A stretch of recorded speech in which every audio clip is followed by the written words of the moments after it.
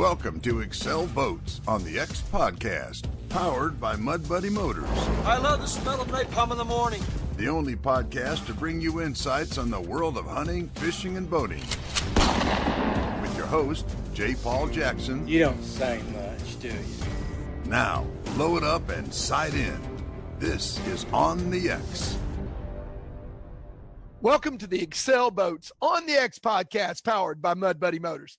I'm your host, J. Paul Jackson, and today I am joined by two very special guests, two guys from MudBuddy Motors Performance Division, Mr. Glade Harris, who is co-owner of Backwater Performance Systems, Dragonfly mini airboats, and our performance engine builder at the MudBuddy plant, Micah.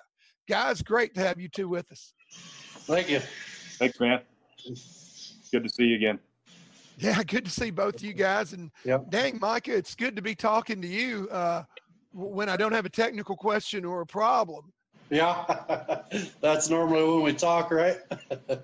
Yeah, I guess that's when you talk to a lot of people. You know, for you guys out there listening, Micah is our chief problem solver, and most of the great performance features on our MudBuddy motors, he's had a hand in. He hand builds a lot of the motors to begin with, and of course, Glade at BPS, you make all the great accessories. By the way, I love the grab bar trim switch. That's probably the greatest innovation that you guys have come out with yet. Yeah, it's the newest part that everybody wants to have. It's pretty neat, especially if it's in cold weather. You got gloves on. It's nice to be able to use that trim switch on the grab bar handle. Yeah, I always felt like our trim switch, you know, was a convenient location there on the tiller handle. But like you said, if you're wearing gloves, man, it is really, really hard to manipulate. You know, of course, old guy one time told me the only thing you can do effectively with gloves on is pee on yourself and pee on your gloves. And I believe he was probably right, because it's hard to operate anything. But the new grab bar trim switch there, man, I haven't had, even with, you know, my heavy Sitka decoy gloves, I haven't had any trouble, you know, operating it. And it just makes it so much simpler to be working the throttle with my left hand while working the tiller control, working the trim control on my grab bar with my right. Kudos to you for what a great invention. Thanks, man. Yeah, that's what we do. That's we just try to make the mousetrap a little better. You know, whatever it is, whether you want to go fast or add some kind of an accessory to the boat, you know, that's what we're here for. It definitely makes you feel a lot more comfortable running with you. You don't have to take your hand off of your grab bar to do your trim or any of that. You know, you're just right there. You don't have to let go. So it's a lot more comfortable for sure. Yeah, and if either one of you guys have seen a couple of the videos and photos that I've posted the last couple of days to our social media, you'll see that I don't need to be taking my hand off of that grab handle either. No. I need it on the grab. Yeah. When you're sideways to a turn and there's half an inch of freeboard on one side of the boat, it's nice to have your hand on the grab bar. Yeah. Yeah, that's for sure. Grab bars are lifesavers. Yep. Yeah, I've definitely been there, done that in the last few days. I'll tell you, the other thing that I'm loving is, you know, the HDR model that I run, my Sport 4400 HDR, all the power in the world, but having that reverse has been a game changer. And particularly the way that our reverse operates there, just with the, you know, toggle switch. It's so easy for you to operate that reverse while you're going, and instant engagement. Who came up with that? I know ours is unique. Who invented that? It was pretty much Bill and Glenn that you know, came up with the idea of the electronic reverse like that.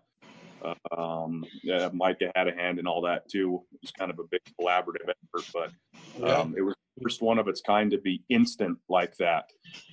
Everything before it was either a big long process of twisting your drive 180 degrees, or else a big disc brake system with a lever, and you know, nothing was instant like an outboard motor is.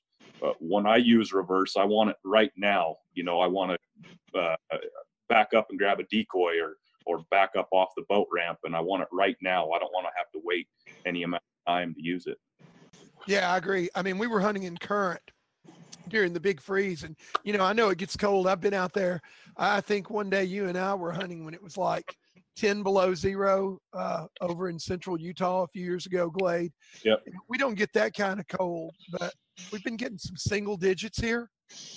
Everything freezing up, and we've managed, thanks to our F4s and our MudBuddies, we've managed to stay on the birds, but we've been doing that by hunting in current.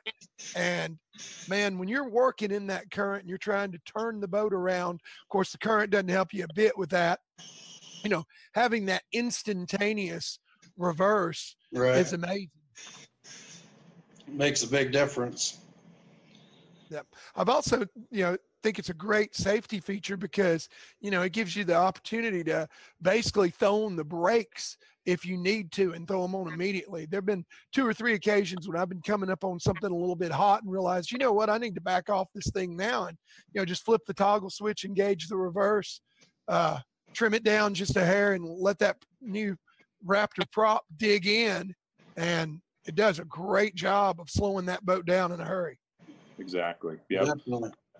That Raptor prop is unbelievable in reverse, as well as forward, but it grabs like crazy. The cavitation plate that we've got on top of the drive funnels the thrust down underneath the boat. So it actually lets you use that reverse effectively like an outboard.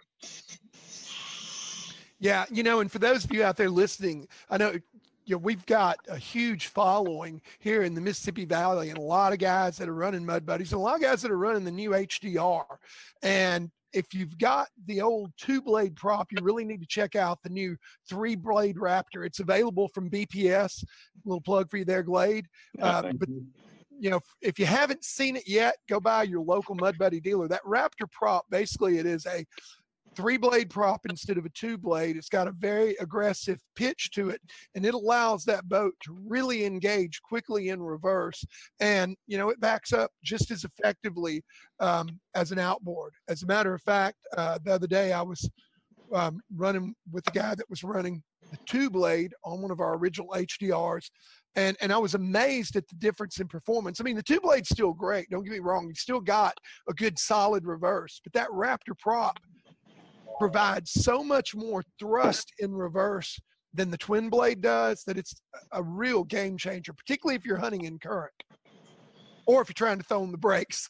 Yeah, the Raptor was designed to perform like a 2-blade does in the shallow water, being able to dig, push heavy loads on the top end as well, the speed. But it does all that with 3 blades. The advantage of 3 blades is it's more balanced, so you're not going to have the vibration issues that you can come across with a 2-blade.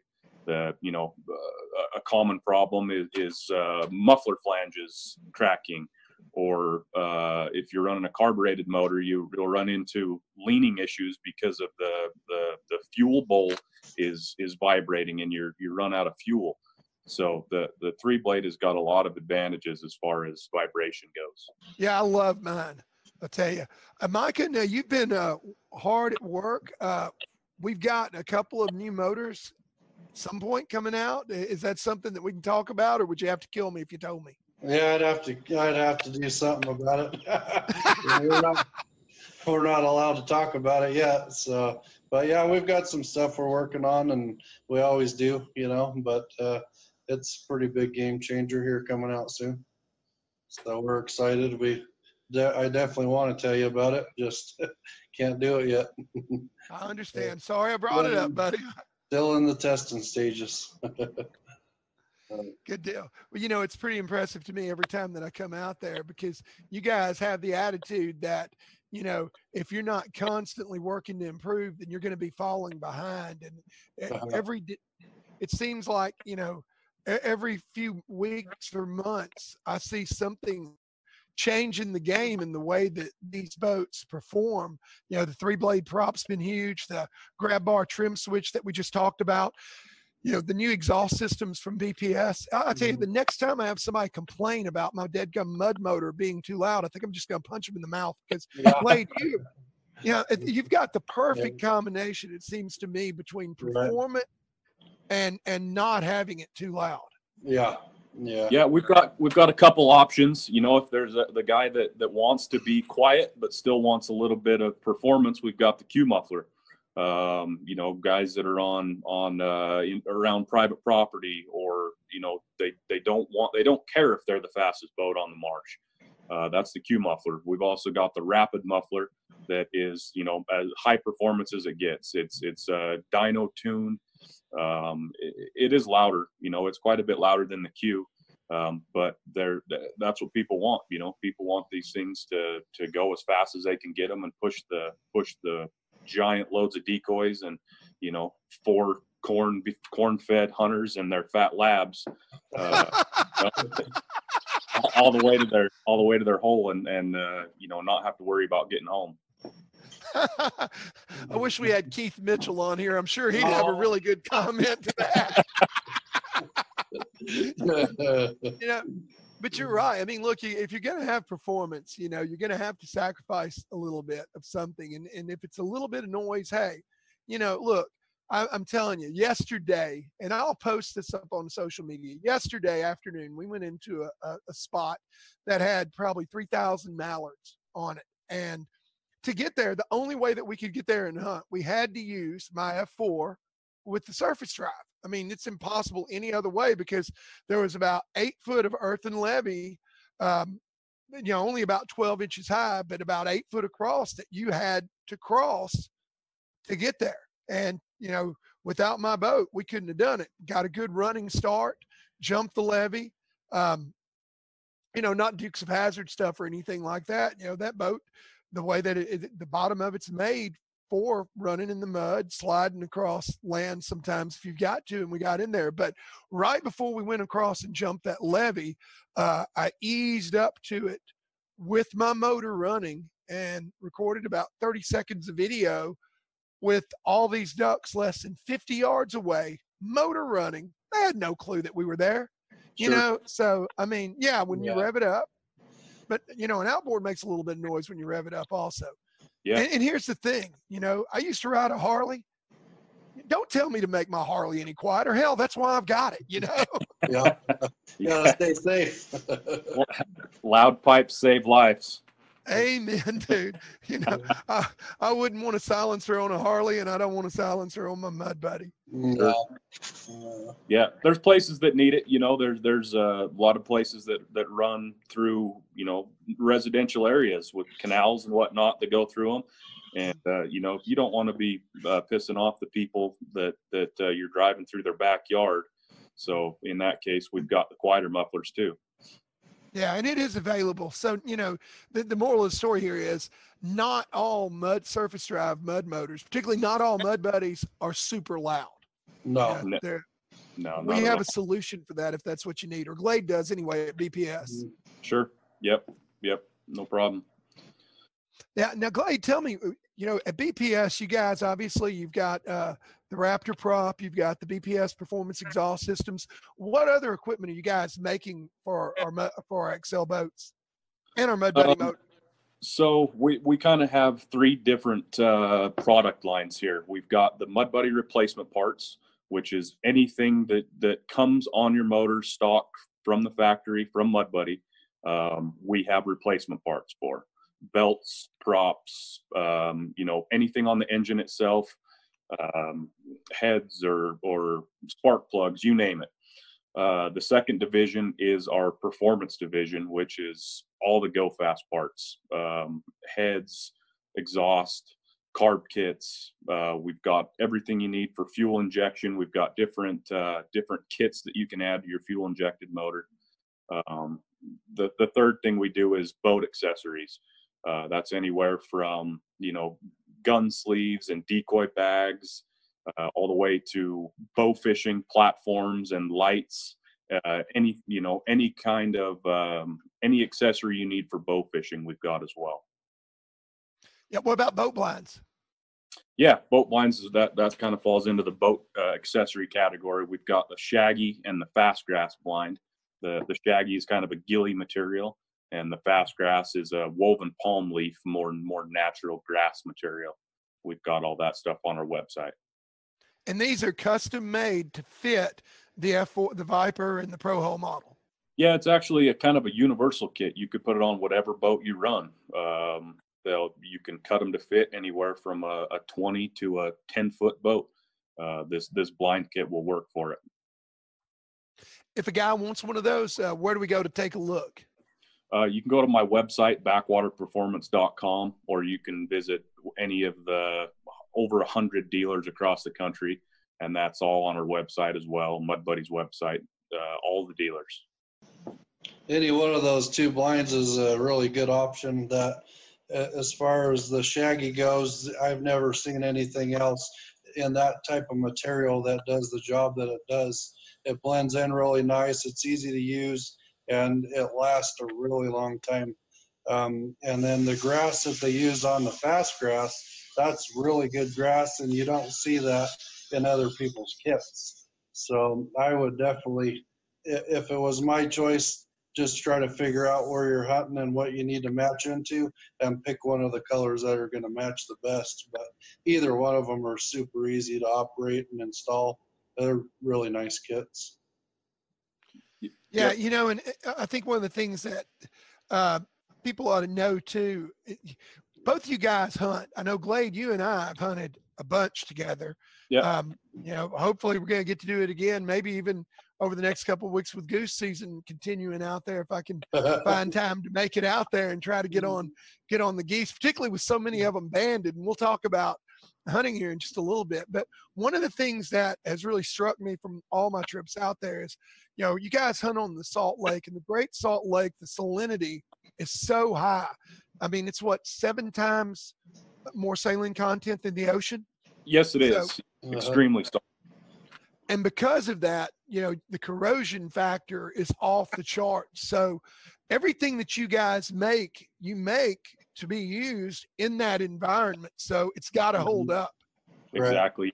We've got the perfect testing ground, proving ground for, you know, that type of environment. If it's not going to rust here, it's not going to rust on the ocean. So all of our coatings are all marine coatings. All the things that we do to the electronics, everything's sealed. You know, there's a million different little things that we do to fix the corrosion issue, and we can test all that and prove it here. And you know, like I said, if it works here, it's going to work anywhere. Yeah, well, I can attest to that firsthand. I mean, I can remember, hell, on my last trip out there, I gave away my waders when we were done. I didn't even want to pack them and bring them home. I mean, you know, that the Great Salt Lake, that water is so salty that it even eats away at your waders. Your gun rusts immediately. It'll rust the lug nuts off your trailer. You got to be careful backing in. Yeah. We wash everything off immediately after. We have to take our guns completely apart and rinse them all off and oil them down, you know, immediately. If you put your gun in a gun case, by the time you get home, it's got corrosion on it if it's not prepared right. Yeah, let's talk a little bit about that too. I mean, because we all are hunters, and you know, if you're hunting out there in that environment, what are the things that you routinely do at the end of the day to protect your gear?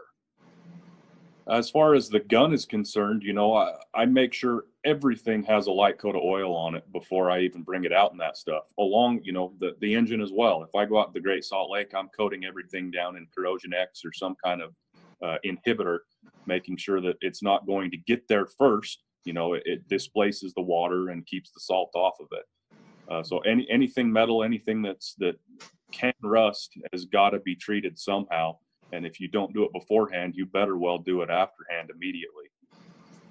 Same, you know, if you store a lot of guys in the South on brackish water have boat houses, and they store their boats in the water or just above it. And you'll not only run into issues with rusting on parts that get exposed, but electrolysis is a real thing. If you leave your boat sitting in the water, you better unhook your battery cables, or else you're going to start getting electrolysis on all your parts.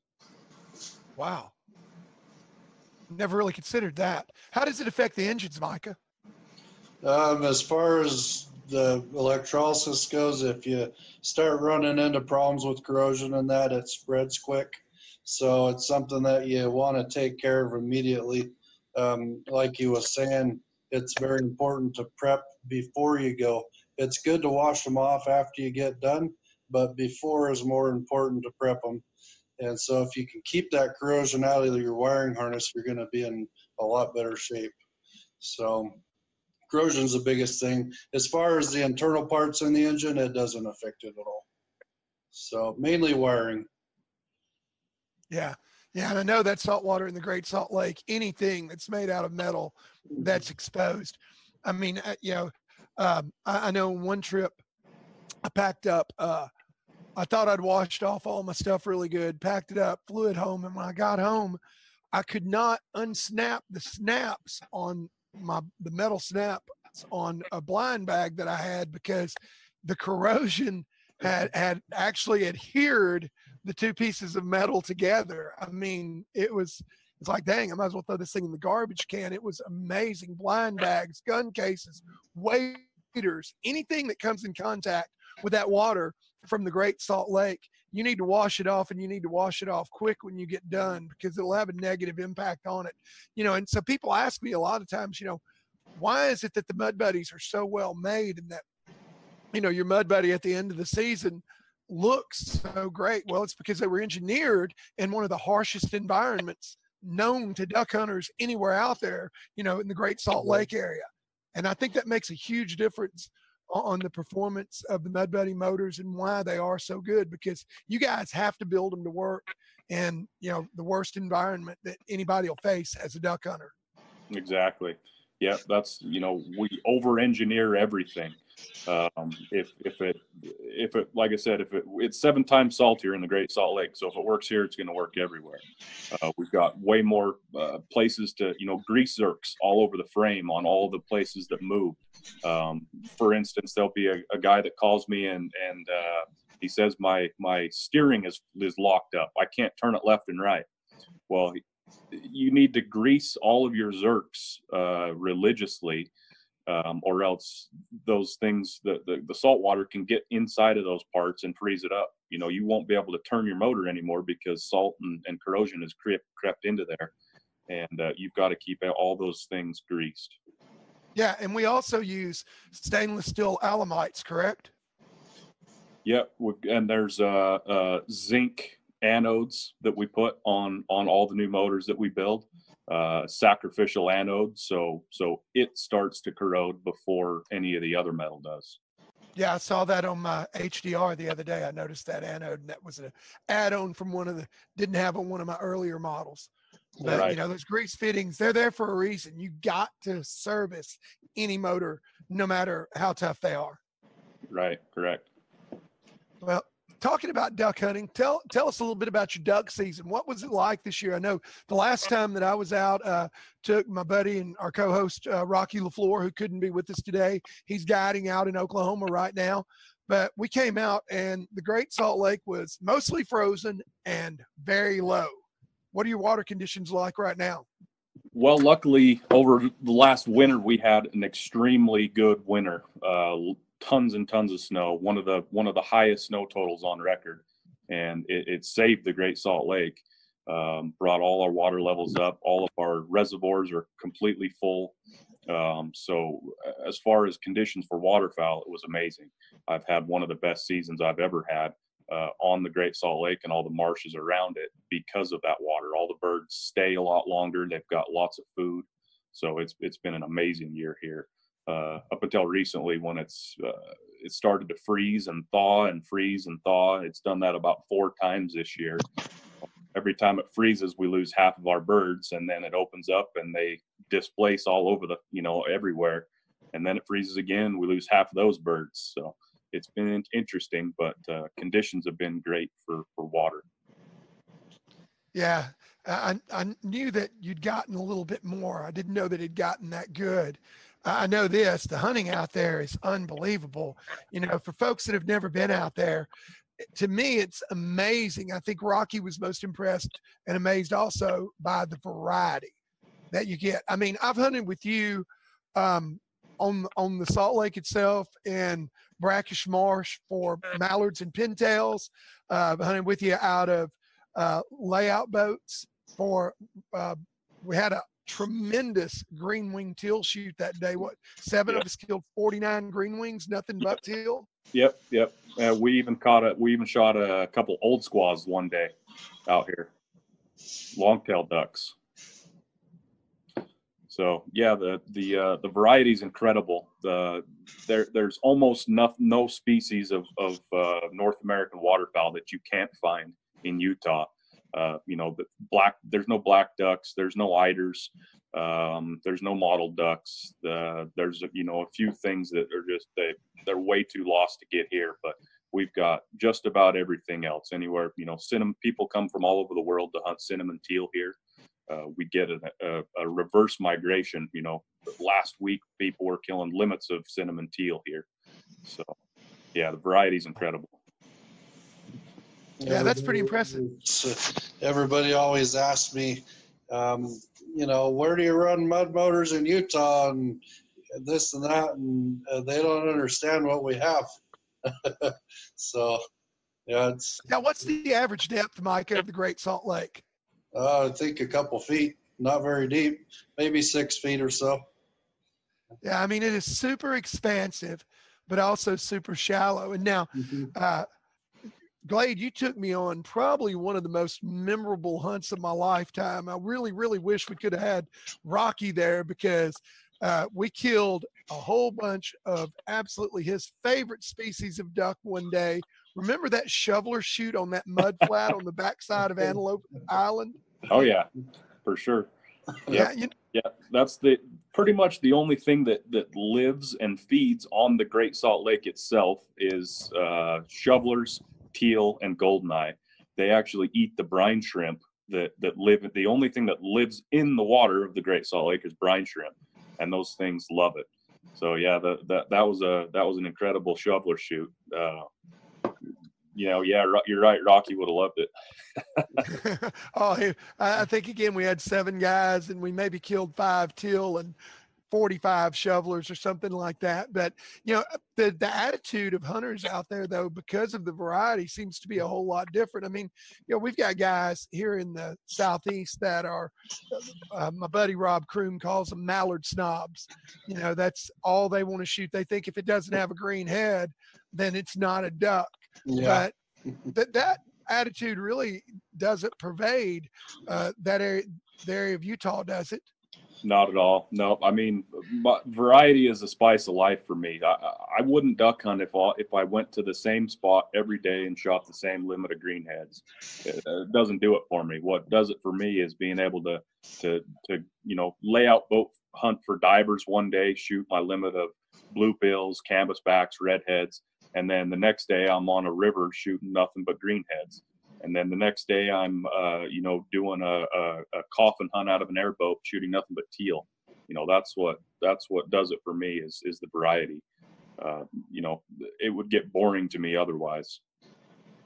Yeah, and you use a whole lot of different stuff too. I know on that shoveler and teal shoot that day, we were hunting in about 6 inches of water out of coffins, and instead of floating decoys, we had black duck silhouettes. Yep. And I don't mean black duck like the species. I mean a duck silhouette that was flat black. And how many did we put out that day? Probably 300 or 400. Yep. The reason we use those is we're in airboats, so generally space is limited. You can haul 400 silhouettes, easily. Another thing is that the Great Salt Lake is so big that you have to get the attention of the birds. So we put out when you put out all those black silhouettes, the birds can see you from a long ways away. So it gets the attention of them. And then, let's be honest, they're teal and shovelers. So they're not mallards. They'll decoy to just about anything. So that's what we're targeting out there is teal and shovelers. We lay in those little plastic coffins and I put my dog on a little stand right behind me, and they come in serious as you can imagine. Well, hey, what about you, Micah? Where do you like to hunt? I like to hunt Bear River Refuge. That's where I usually like to go. You get a good variety there, and it's usually pretty decent. So that's where I like to go. Yeah, a lot of our guys there at the plant are public land hunters and very successful at it. I mean, you hunt almost exclusively on public land, don't you? Yeah. Every once in a while I get lucky and somebody will take me out on some private ground, but other than that, mostly public. Yeah, well, you've got a lot of opportunity out there. I mean, Glade, I've hunted with you on some private property in the central part of the state, but, you know, in that Great Salt Lake area, I've probably done 5 or 6 different style hunts with you over the years out there, and every single one of them has been on public waters. Yeah, that's the beauty of the West is it's public. You know, and I could go on and on about the issues we're having with public land right now, but you know, 90% of the state is public land that anybody can go on, and you know. I talk to guys like yourself or all my dealers in Florida or Louisiana, and they just don't understand that we can just go out any day of the week we want, pick a spot, and you do whatever you want. You know, I don't have a lease. I don't need a lease. There's not very many places to lease here. So it's the public land in the West is incredible. It's you know, it's completely different than the South.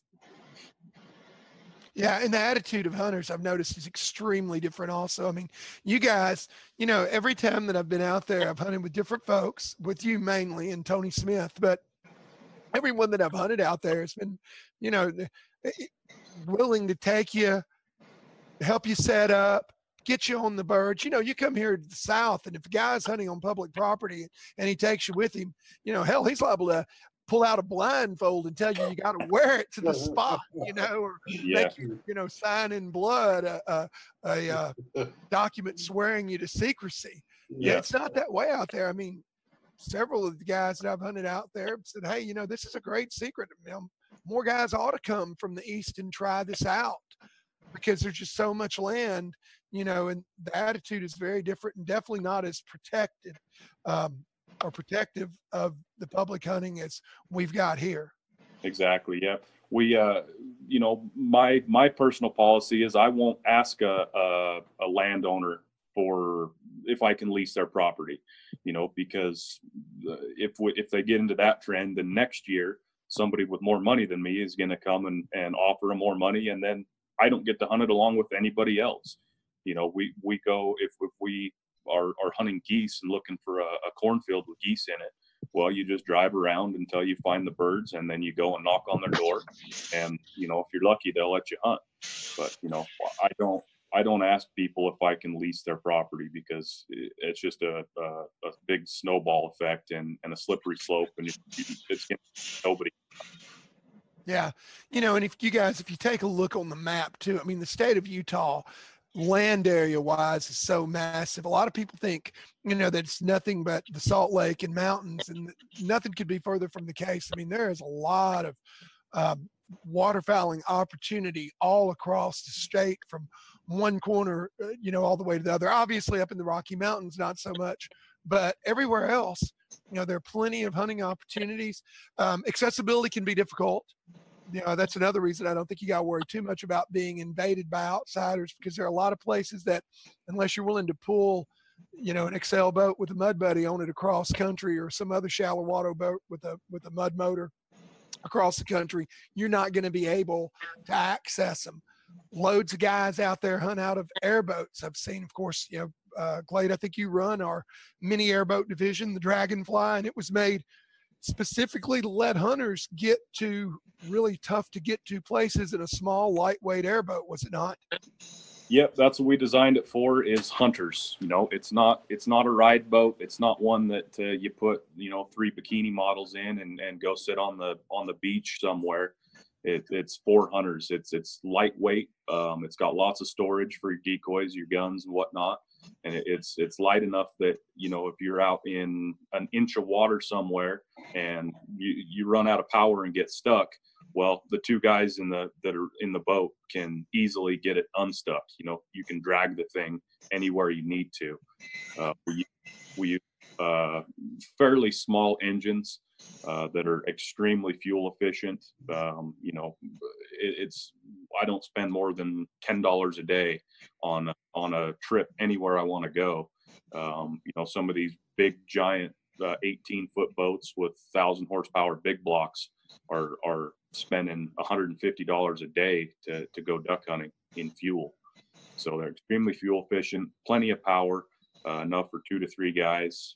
You can go in, some cases you can go on dry land with the right bottom, and they're affordable for the average hunter. It's not an $80,000 boat. Yeah. What's top speed of one of those Dragonflies? About 50 miles an hour. So as fast as you want to go. Yeah. I know the last time that I was out there in one, it was about 15 degrees above zero, maybe 20. And I was running with Glenn and he had me running across that lake 45, 50 miles an hour in that airboat, with temperatures in the teens. It was pretty doggone brisk ride, I'll tell you that. Yeah, it doesn't get much colder. Not only are you going 40, 50 miles an hour, but that fan is sucking the air past you even faster. So it gets cold for sure. That's what made it so cold. Yep. Yeah, I knew that. It just seemed to me. I really had never thought of that before. I guess that's really is. And you want to talk about loud? Yeah, I was kind of shocked the first time I got on an airboat. The first thing that the guy driving it did was handed me a pair of earmuffs. Said, "Here, you got to wear these if you want to be able to hear when we get where we're going." But yeah. The Dragonfly is really not, like the big blocks are. We use 4-cylinder engines. It's actually a Chevy Ecotec engine out of like a Cobalt. It's extremely quiet. You don't have to wear earplugs, especially with the new props that we're using. The loudest thing you hear on our boats is the sound of the prop. And, the props that we use now, the Sense-N-Itch props, are extremely quiet compared to some of the old ones with the big flat tips. So you don't even wear earplugs at all. Wow, that's cool. I'll tell you, I love coming out there. I hate that I didn't get to make it during duck season. Hopefully Rocky and I are going to be out there in the next couple of weeks and try to get on the geese with you guys. Matter of fact, when we get down here, I'm fixing to take a look at booking some plane tickets and seeing about coming out there. But always enjoy that trip out there. And I've enjoyed having both of you guys with us today. Micah hadn't really got into a whole heck of a lot with you because there's pretty cool stuff coming out that you just can't really talk about right now. Yeah, I know, but you've done a great job so far with the that Sport 4400 HDR. Yeah, it is just an amazing performer and an amazing motor. I can't wait to see how you improve upon that because it's going to be pretty doggone tough to beat. Yeah. No, we'll just have to wait and see. Show you what we got coming. Yeah, well, everybody will be keeping on watching the website. We'll have it up on the MudBuddy site as soon as the release is and across social media. Glade, again, somebody wants to take a look at your entire line, they can go to one of our dealers, or you can find you at backwaterperformance.com, correct? Yeah, backwaterperformance.com. And you can go to the website. All the dealers are listed on the website. You can call us at 385-695-3807. Yeah, and that's really neat, guys. I can tell you both Glade and Micah are, you got a problem that's in their wheelhouse. You need to give one or the other of these guys a call. They're both very, very receptive. Micah is our main line of defense, I guess, on customer service. If a guy's got a problem or needs to know something about a motor, just call up. I guarantee you Micah will take the time to take your call and tell you everything that he possibly can to help you out. You do a great job for us, Micah, and we appreciate that. Yeah, thank you. Just let me know what you guys need. Yes, sir. Well, guys, hopefully I'll be coming your way soon. If not, I'll be shouting at you in the next few days. You guys take it easy. Thank you very much for coming on with us today. And thanks to everybody out there for listening to this edition of the Excel Boats on the X podcast, powered by MudBuddy Motors.